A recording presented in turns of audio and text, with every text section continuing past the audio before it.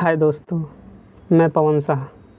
बड़े चलो एकेडमी में आपका स्वागत है। आज हम पढ़ेंगे constitutional values and fundamental duties का पहला चैप्टर यानी फर्स्ट यूनिट, भारत का संविधान एक परिचय। पहले हम ये जानने की कोशिश करेंगे कि संविधान होता क्या है, कॉन्स्टिट्यूशन होता क्या है। संविधान बेसिकली एक दस्तावेज है यानी डॉक्यूमेंट है। इसमें क्या है कि देश को चलाने के लिए नियम पूर्वक इसमें रूल एंड रेगुलेशन लिखे गए हैं। जैसे अपने भारतीय संविधान में प्रस्तावना, अनुसूची, मौलिक अधिकार, मौलिक कर्तव्य, नीति निर्देशक सिद्धांत लिखे गए हैं। अब यहाँ कुछ ये वर्ड दिए गए हैं, इनका हम मीनिंग जान लेते हैं कि इनका मीनिंग होता है क्या। बेसिकली पहले हम ये जान लेते हैं कि प्रस्तावना होती क्या है। प्रस्तावना संविधान का इंडेक्स है, यानी इसमें यह बताया गया है कि अपना संविधान कैसे होगा। और अनुसूची यानी हम इसे ये भी कह सकते हैं कि संविधान का चैप्टर है। इसमें टोटल 12 अनुसूचियाँ दी गई हैं। इसमें यह बताया गया है कि पहली अनुसूची में क्या होगा, दूसरी अनुसूची में क्या होगा। जैसे पहली अनुसूची में केंद्र सरकार और राज्य सरकार के बारे में बताया गया है। जैसे भारत में 28 राज्य हैं और 8 केंद्र शासित प्रदेश हैं, ये पहली अनुसूची में बताया गया। और दूसरी अनुसूची में क्या बताया गया है, इसमें राष्ट्रपति, उपराज्यपाल, लोकसभा के अध्यक्ष की सैलरी के बारे में बताया गया है कि उन्हें कितने पेंशन मिलेगी और सैलरी मिलेगी। और मौलिक अधिकार के बारे में तो सभी जानते होंगे, यानी फंडामेंटल राइट्स।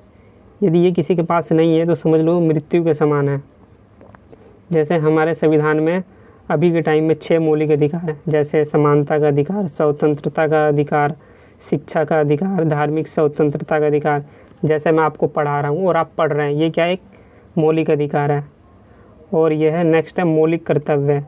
मौलिक कर्तव्य के बारे में सभी जानते होंगे, हम इसे पालन भी करते हैं। जैसे हम झंडे का सम्मान करते हैं जब 15 अगस्त होता है, 26 जनवरी होती है, तो ये क्या एक मौलिक कर्तव्य है। पर्यावरण की सेवा करनी चाहिए, जीव जंतुओं की सेवा करनी चाहिए, ये सब मौलिक कर्तव्य हैं। मौलिक कर्तव्य टोटल 11 बताए गए हैं। अब नेक्स्ट देखते हैं नीति निर्देशक सिद्धांत। नीति निर्देशक सिद्धांत क्या होते हैं, हम इसे एक एग्जाम्पल के थ्रू समझेंगे। पहले हम इसका मीनिंग जान लेते हैं कि होता क्या है। जो नीति निर्देशक सिद्धांत है वो सरकार को एक डायरेक्शन देते हैं, यानी निर्देश देते हैं कि जब गवर्नमेंट कोई भी पॉलिसी बनाए लोगों के लिए तो उनका पालन करे। जो नीति निर्देशक सिद्धांत का जो मेन एम होता है वो लोगों की भलाई करना होता है। इससे क्या है, आर्थिक कल्याण हो सके, सामाजिक कल्याण हो सके, इसमें यही बताया जाता है। और अब हम ये जान लेते हैं शासन के विभिन्न अंग। शासन के बेसिकली 3 अंग दिए गए हैं। जैसे विधायिका, इसे हम इंग्लिश में लेजिस्लेटिव, और सेकंड है कार्यपालिका, इसे हम एग्जीक्यूटिव बोलते हैं। और थर्ड है न्यायपालिका, जिसे हम इंग्लिश में जुडिशरी बोलते हैं। इनमें क्या है कि शक्तियों का बंटवारा किया गया है। तो हम विधायिका के बारे में जान लेते हैं। विधायिका होती क्या है। विधायिका जो होती है वो कानून बनाती है, और जब कानून बन जाता है तो कार्यपालिका जो होती है उसे लागू करते हैं। कार्यपालिका में कौन कौन आते हैं, जैसे प्रधानमंत्री हो गया, जो IAS ऑफिसर हो गए, ये क्या करते हैं, कानून को लागू करने का काम करते हैं ग्राउंड लेवल पे। जब कानून बन जाता है तो उस समय आती है उसके बाद फिर जुडिशरी यानी न्यायालय, सुप्रीम कोर्ट। तो वो क्या करती है, जब कोई कानून बन जाता है उसे चेक करती है, चेक एंड बैलेंस करती है कि कानून सही है नहीं। जब वो पाया जाता है कि ख़राब है तो उसे इनवैलिड कर देती है, यानी रद्द कर देती है। और अब हम जान लेते हैं संविधान का जनक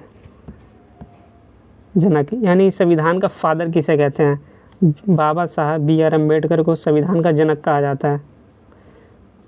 इन्हें ड्राफ्टिंग कमेटी का अध्यक्ष भी कहा जाता है। अब यहाँ हम जानेंगे भारतीय संविधान की विशेषताएं, कुछ फीचर्स के बारे में जानेंगे। जैसे हम पहला देख लेते हैं प्रस्तावना, इसे प्रिम्बल भी कहते हैं। इसे हम ऊपर हमने देख लिया था, लेकिन अब यहाँ थोड़ा एक्सप्लेन करके हम पढ़ेंगे। जो प्रिम्बल है वो संविधान का इंट्रोडक्शन है, यानी इसमें यह बताया गया है, जैसे संप्रभुता के बारे में बताया गया है, समाजवादी, धर्मनिरपेक्ष, गणराज्य, न्याय, स्वतंत्रता, समानता, बंधुत्व। अब हम एक एक करके इनका मीनिंग जान लेते हैं। संप्रभुता का मतलब क्या होता है। संप्रभुता का मतलब होता है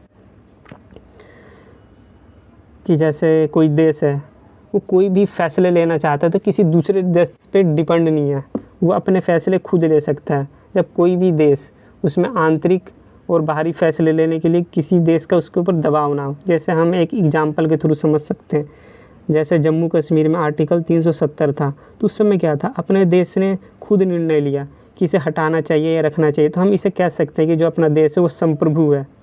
अब हम नेक्स्ट मीनिंग जान लेते हैं समाजवादी। समाजवादी मतलब होता है सोशलिस्ट। इसमें क्या होता है कि जो देश के लोग हैं, खासकर जो गरीब लोग होते हैं, उनके लिए भलाई के काम करना। इसमें अवसर की समानता के बारे में बताया जाता है और इसमें यह भी बताया गया कि कुछ जो संसाधन है गरीब लोगों को ज़्यादा फेवर करना चाहिए और वितरण की प्रणाली पर भी ध्यान दिया जाता है। इसमें यह बताया गया है जैसे गरीब अमीरों से कुछ संसाधन लेके गरीबों को दे देना चाहिए ताकि उनका लेवल भी थोड़ा ऊपर उठ सके। और हम जान लेते हैं धर्मनिरपेक्ष यानी सेकुलर कंट्री। इसमें क्या होता है, इसमें यह कहा जाता है जो राज्य है वो किसी भी धर्म को विशेष अधिकार नहीं देगा, उसके नज़र में सभी धर्म बराबर हैं। जैसे ईसाई का धर्म हो गया, मुस्लिम धर्म, सनातन धर्म, जैन धर्म, ये सभी धर्म क्या है, बराबर है सरकार की नज़रों में। तो कोई भी सरकार किसी एक धर्म को विशेष मान्यता नहीं देगी, उसकी नज़र में सभी धर्म समान हैं, सभी को समान संरक्षण दिया जाएगा। और नेक्स्ट है गणराज्य। इसे हम इंग्लिश में रिपब्लिक बोलते हैं। इसका मीनिंग अब समझ लेते हैं। रिपब्लिक का मीनिंग होता है जैसे कोई भी देश का राष्ट्राध्यक्ष है, जैसे अपने देश का राष्ट्राध्यक्ष कौन है, राष्ट्रपति, उसका जो चुनाव किया जाएगा वो इलेक्शन के थ्रू किया जाएगा। ऐसा नहीं होगा कि वंश के आधार पर बनाया जाए। जो देश जहाँ का राष्ट्राध्यक्ष चुनाव के आधार पर चुना जाता है तो हम कह सकते हैं कि वो गणराज्य कंट्री है।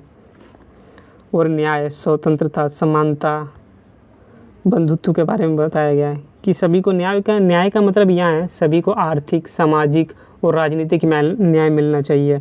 स्वतंत्रता मतलब बोलने का अधिकार होना चाहिए। और समानता, किसी भी व्यक्ति के साथ उसके धर्म, जाति के आधार पर भेदभाव नहीं किया जाएगा, सभी लोग समान हैं। और अब हम देख लेते हैं बंधुत्व के बारे में। बंधुत्व का मतलब होता है भाईचारा, फ्रेटर्निटी। जो भी देश में लोग हैं वो भाईचारे के साथ रहें, मिलजुल कर रहें, इसे हम बेसिकली बंधुत्व कहते हैं। और देख लेते हैं प्रस्तावना में बताए गए उद्देश्य से सभी नागरिकों की न्याय, समानता सुनिश्चित करना और राष्ट्र की एकता और अखंडता बनाए रखने के लिए भाईचारा को बढ़ावा देते हैं। और यहाँ प्रस्तावना की कॉपी दी गई है। इस प्रस्तावना की कॉपी तो सबने एनसीईआरटी की बुक में अपनी देखी होगी, जो फर्स्ट पेज में लगी रहती है। और एक संशोधन हुआ था 1976 में, 42वां संविधान संशोधन। इसमें क्या है कि प्रियम्बल में 3 वर्ड जोड़े गए थे, जैसे समाजवादी, धर्मनिरपेक्ष और अखंडता। इन समाजवादी, धर्मनिरपेक्ष का मीनिंग तो हमने ऊपर समझ लिया था। अब हम देख लेते हैं अखंडता। अखंडता का मतलब है कि देश में जो भी लोग रहते हैं वो ईमानदारी के साथ रहे, सच बोले, सब मिलजुल कर रहें, बेईमानी ना करें, यही होता है अखंडता का मतलब। इसका जो इंग्लिश मीनिंग होता है इंटेग्रिटी। अब हम देख लेते हैं लिखित संविधान यानी रिटन कॉन्स्टिट्यूशन। रिटन कॉन्स्टिट्यूशन किसे कहते हैं, पहले हम ये जान लेते हैं।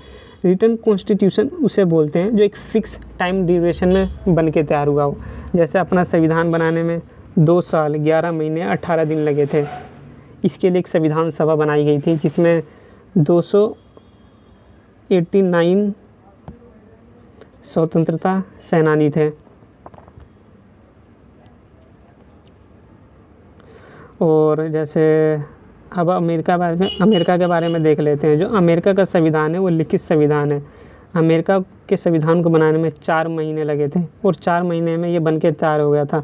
और हम ब्रिटेन और इजराइल के संविधान को देखें तो ये लिखित संविधान है। और ये संविधान सभा की एक फ़ोटो दी गई है, देख सकते हैं आप ये। और विशाल और संविधान की नेक्स्ट फीचर्स के बारे में हम देखेंगे।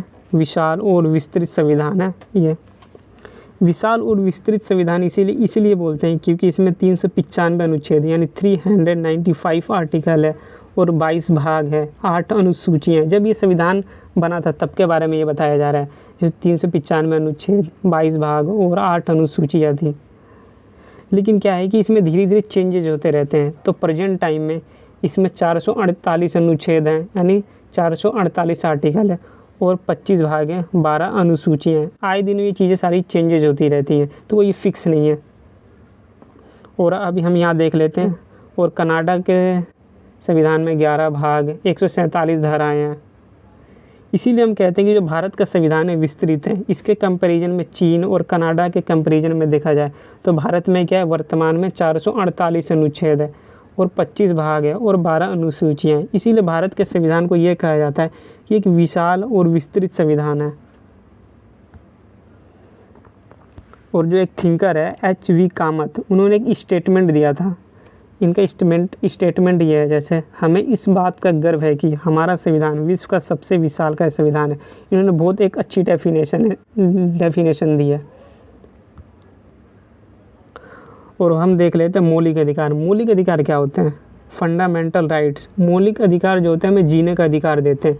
यदि ये किसी व्यक्ति के पास नहीं है तो समझ लो मृत व्यक्ति के समान है। जैसे हमें घूमने की स्वतंत्रता है, शिक्षा लेने की स्वतंत्रता है, कहीं दूसरे राज्य में घर बनाने की स्वतंत्रता, ये क्या है? सब मौलिक अधिकार है।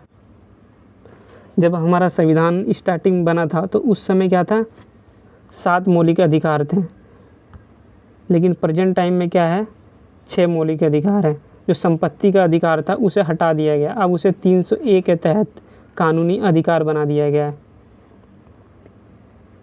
जैसे यहाँ दिया गया है, वे अधिकार जो लोगों के जीवन जीने के लिए अति आवश्यक या मौलिक समझे जाते हैं उन्हें मौलिक अधिकार कहा जाता है, यानी फंडामेंटल राइट्स कहा जाता है। और जो मौलिक अधिकार है उस संविधान के भाग 3 में बताया गया है। यह अनुच्छेद 12 से 35 तक इसके बारे में बताया गया है। वर्तमान में 6 मौलिक अधिकारों का वर्णन मिलता है। पहला है समानता का अधिकार, स्वतंत्रता का अधिकार, शोषण के विरुद्ध अधिकार, धार्मिक स्वतंत्रता का अधिकार, सांस्कृतिक एवं शिक्षा संबंधित अधिकार, संवैधानिक उपचारों का अधिकार। तो बारी बारी से हम थोड़ा बहुत इसका मीनिंग समझ लेते हैं। समानता का अधिकार क्या होता है? समानता का अधिकार का मतलब होता है किसी भी व्यक्ति के साथ उसकी जाति, धर्म, लिंग के आधार पर उसके साथ भेदभाव नहीं किया जाएगा। और है सेकंड है स्वतंत्रता का अधिकार। इसमें क्या है? बेसिकली बोलने की स्वतंत्रता दी गई है। इसमें 6 प्रकार की स्वतंत्रता के बारे में बताया गया है। जैसे हम कहीं भी सभा इकट्ठा कर सकते हैं, हम आंदोलन कर सकते हैं, वो भी शांतिपूर्वक। और थर्ड है शोषण के विरुद्ध अधिकार। इसमें क्या है कि बच्चों के बारे में बेसिकली बताया गया है कि इसमें जो 14 वर्ष से कम उम्र के बच्चे हैं उन्हें कारखाने में नौकरी पर नहीं रखा जाएगा। और फोर्थ है धार्मिक स्वतंत्रता का अधिकार। इसमें क्या बताया गया है? किसी भी धर्म के साथ समानता का व्यवहार किया जाएगा। कोई भी धर्म अपना इंस्टीट्यूशन कहीं भी खोल सकता है, और कोई भी धर्म के आधार पर पैसा इकट्ठा करता है तो उस पर गवर्नमेंट टैक्स नहीं लगाएगी। इसमें यह भी बताया गया है। सांस्कृतिक एवं शिक्षा संबंधी अधिकार। इसमें शिक्षा के बारे में बताया गया है कि सभी को शिक्षा का अधिकार है। और है 6th है संवैधानिक उपचारों का अधिकार। संवैधानिक उपचारों का अधिकार ये है, जैसे ये 5 अधिकार है, इनका कोई भी व्यक्ति उल्लंघन करता है, इनका वॉयलेट करता है तो हम सुप्रीम कोर्ट में अपील कर सकते हैं, यानी शिकायत कर सकते हैं। तो सुप्रीम कोर्ट क्या होगी? इनकी सुनवाई करेगी। अब हम यहाँ देख लेते हैं राज्य के नीति निर्देशक सिद्धांत, यानी DPSP, directive principles of state policy. राज्य नीति निर्देशक तत्व वो होते हैं जो सरकार को डायरेक्शन देते हैं कि सरकार को लोगों की भलाई के लिए अच्छे अच्छे कानून बनाने चाहिए। जैसे गवर्नमेंट है, मोदी गवर्नमेंट है, कोई भी ये संसद में पॉलिसी बनाती है तो DPSP को देख के बनाएगी, ताकि लोगों को ज़्यादा से ज़्यादा आर्थिक न्याय, सामाजिक न्याय और राजनीतिक न्याय मिल सके। राज्य के नीति निर्देशक सिद्धांत सरकार को दिए गए कुछ महत्वपूर्ण दिशा निर्देश हैं ताकि वह उसके अनुसार काम कर सके और कानून और नीतियाँ बनाते समय उनका उल्लेख कर सके और एक न्यायपूर्ण समाज का निर्माण कर सके। जो राज्य कल्याणकारी नीति बनाएगा जिससे लोगों को आर्थिक, सामाजिक और राजनीतिक न्याय मिल सके। जो DPSP का जो मेन उद्देश्य होता है वो समाज में कल्याणकारी योजनाएं बनाना होता है, जिसमें लोगों की ज़्यादा से ज़्यादा देखभाल की जा सके, उन्हें आर्थिक, सामाजिक और राजनीतिक न्याय मिल सके। नीति निर्देशक सिद्धांत के बारे में संविधान के भाग 4 में आर्टिकल 36 से 51 तक बताया गया है। और ये लास्ट में बताया गया है निर्देशक सिद्धांत न्यायोचित नहीं है। इसमें इसका मतलब ये है, जैसे गवर्नमेंट कोई भी पॉलिसी बनाती है, यदि वो DPSP को ध्यान में रखकर उस पॉलिसी को नहीं बनाती है तो हम कोई भी लोग सुप्रीम कोर्ट में जाकर नीति निर्देशक सिद्धांत के खिलाफ शिकायत नहीं कर सकता है। लेकिन इसके कंपैरिजन में मौलिक अधिकार को देखें, यदि मौलिक अधिकार को सरकार उल्लंघन करती है तो हम सुप्रीम कोर्ट या हाई कोर्ट में जाकर उसकी अपील कर सकते हैं, शिकायत कर सकते हैं। और अब हम देख लेते हैं एकल नागरिकता, यानी सिंगल सिटीजनशिप। भारत में ब्रिटेन की तरह एकल नागरिकता को अपनाया गया। यानी एकल नागरिकता का मतलब क्या होता है? जैसे मैं हूँ बिहार का हूँ और मैं इंडिया का भी हूँ, तो मेरे को कोई ये नहीं सकता कि मैं बिहार का नागरिक हूँ। मैं सिर्फ एक ही नागरिकता रखता हूँ, यानी इंडिया का नागरिक हूँ। अब हम अमेरिका के कॉन्सेप्ट में देखेंगे तो अमेरिका में क्या है कि दोहरी नागरिकता है। जैसे वहाँ कोई स्टेट का नागरिक है तो स्टेट का भी नागरिक होगा, वह देश का भी नागरिक होगा। और भारत में संघ एवं राज्य के सभी लोगों को एक ही नागरिकता प्रदान की गई है। और नागरिकता के बारे में संविधान के भाग 2 में अनुच्छेद 5 से 11 तक बताया गया है। अब हम यहाँ देख लेते हैं मौलिक कर्तव्य यानी फंडामेंटल ड्यूटीज़ के बारे में। मौलिक कर्तव्य वह आधारभूत कर्तव्य होते हैं जो व्यक्ति की उन्नति एवं देश की समाज की उन्नति के लिए अत्यंत आवश्यक होते हैं। मौलिक कर्तव्य क्या होते हैं? यानी देश की उन्नति के लिए, समाज की उन्नति हो सके और ज़्यादा से ज़्यादा लोगों का विकास हो सके। मौलिक कर्तव्य का मेन यही उद्देश्य होता है। 1976 में स्वर्ण सिंह समिति ने मौलिक कर्तव्य की सिफारिश की। मौलिक कर्तव्य की जो सिफारिश थी, एक कमेटी बनाई गई थी, स्वर्ण सिंह समिति 1976 में बनाई गई थी। ये रहे स्वर्ण सिंह, इन्होंने सिफारिश की कि मौलिक कर्तव्य होना चाहिए संविधान में। जब संविधान में संशोधन हुआ था 1976 42वें संशोधन अधिनियम ने, तो संविधान में 10 मौलिक कर्तव्य जोड़े गए थे। लेकिन एक और संशोधन हुआ यानी चेंज हुआ संविधान में, उसे कहते हैं 86वां संविधान संशोधन 2002। उसमें क्या था, 11वां मौलिक कर्तव्य जोड़ा गया। जो 11वां मौलिक कर्तव्य था उसमें यह बताया गया था जिस बच्चे की उम्र 6 से 14 वर्ष है उनको फ्री में एजुकेशन दी जानी चाहिए और उनके माता पिता उन लोगों का ध्यान रखें बच्चों का। जैसे कुछ मौलिक कर्तव्य हमारे बताए गए हैं जिसमें सभी नागरिकों को फॉलो करने चाहिए। जैसे राष्ट्रीय गान का सम्मान करना चाहिए, राष्ट्रीय ध्वज का सम्मान करना चाहिए, 15 अगस्त 26 जनवरी पर राष्ट्रीय ध्वज का सम्मान करना चाहिए, और भारतीय संविधान के प्रति सम्मान, संविधान का आदर सम्मान करना चाहिए। वन्य का संरक्षण यानी पर्यावरण का हमें संरक्षण करना चाहिए, जीव जंतु का नहीं मारना चाहिए, जिनका देश के सभी नागरिकों का वहन किया जाना चाहिए। यानी सभी नागरिकों को ये मौलिक कर्तव्य फॉलो करने चाहिए। अब हम देख लेते हैं लचीलेपन और कठोरता का मिश्रण। यानी अपने संविधान को लचीलेपन और कठोरता का मिश्रण भी माना जाता है। यहाँ लचीलेपन का हम पहले मीनिंग समझ लेते हैं। भारतीय संविधान के लचीले होने का अर्थ यह है कि भारतीय संविधान के कुछ प्रावधान ऐसे हैं जिन्हें भारतीय संसद साधारण बहुमत के माध्यम से संशोधित कर सकती है, जैसे राज्यों के नाम, राज्यों की सीमा इत्यादि। लचीलेपन का अर्थ यह है जैसे सरकार, राज्य सरकार या केंद्र सरकार कोई भी कानून बनाती है तो उस कानून को क्या होता है वो ईजिली इम्प्लीमेंट कर देती है। तो हम कह सकते हैं कि वो लचीलेपन का ही रूप है एक। जैसे राज्य सरकार को किसी भी राज्य का नाम चेंज करना है या उसके बॉर्डर में चेंज करना है तो ईजिली कर पाती है। जैसे स्टेट गवर्नमेंट है, योगी सरकार है, वहाँ क्या है कि किसी भी शहर का नाम चेंज कर दिया जाता है। तो हम इसे कह सकते हैं कि लचीलेपन का ही रूप है। और हम देख लेते हैं कठोर संविधान। कठोर संविधान का मतलब है जैसे कोई भी गवर्नमेंट कोई भी पॉलिसी बनाती है या कानून बनाती है तो कुछ कानून ऐसे होते हैं जिसमें राज्य सरकार, केंद्र सरकार का विशेष बहुमत चाहिए होता है। जैसे मौलिक अधिकार में कुछ चेंज करने हैं तो राज्य सरकार और केंद्र सरकार दोनों की सहमति चाहिए होती है, तभी जाके वो कानून इम्प्लीमेंट हो सकता है। तो हम इसे कह सकते हैं कि कठोर संविधान का भी रूप है और लचीलेपन संविधान का भी रूप है। और अब हम देख लेते हैं स्थानीय स्वशासन यानी पंचायती राज। भारत के राष्ट्रपिता महात्मा गांधी ने विकेंद्रीकरण द्वारा ग्रामीण भारत को सशक्त करने का सपना देखा। स्थानीय स्वशासन के बारे में पहले जान लेते हैं। स्थानीय स्वशासन में 2 चीज़ें आती हैं, जैसे ग्रामीण क्षेत्र, नगरीय क्षेत्र। ग्रामीण क्षेत्र में ग्राम पंचायत, जो गांव लेवल पे होता है वो ग्राम पंचायत होता है, और जनपद पंचायत, इसे हम ब्लॉक पंचायत भी बोलते हैं। ब्लॉक लेवल पर ब्लॉक पंचायत होती है और जिला पंचायत, डिस्ट्रिक्ट लेवल पर होती है जिला पंचायत। और सेकंड देखते हैं यानी नगर पालिका, नगर निगम, नगर पालिका, नगर पंचायत। जो ये ग्राम पंचायत को जो मेन काम होता है गांव के विकास के लिए काम करते हैं। जो छोटी छोटी वहाँ की समस्याएं होती हैं, जैसे नाली बनवाना हो गया, गांव में हैंडपंप लगाना हो गया, छोटे मोटे टैक्स कलेक्ट करना हो गया, तो ये गांव के लोग ही करते हैं क्योंकि वहाँ की उन्हें नॉलेज होती है अच्छी। और हम देख लेते हैं सेकंड नगरीय क्षेत्र, ये जो नगर पालिका होता है बेसिकली ये शहर में होती है, जैसे दिल्ली हो गया, यहाँ नगर पालिका ना कि ग्राम पंचायत। पंचायती राज सिस्टम यहाँ नहीं है।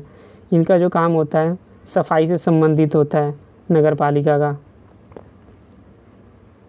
वो विकेंद्रीकरण का मतलब भी जान लेते हैं, इनका मीनिंग क्या होता है। विकेंद्रीकरण का मतलब होता है केंद्र सरकार, राज्य सरकार और स्थानीय सरकार के बीच शक्तियों का बंटवारा किया जाना चाहिए।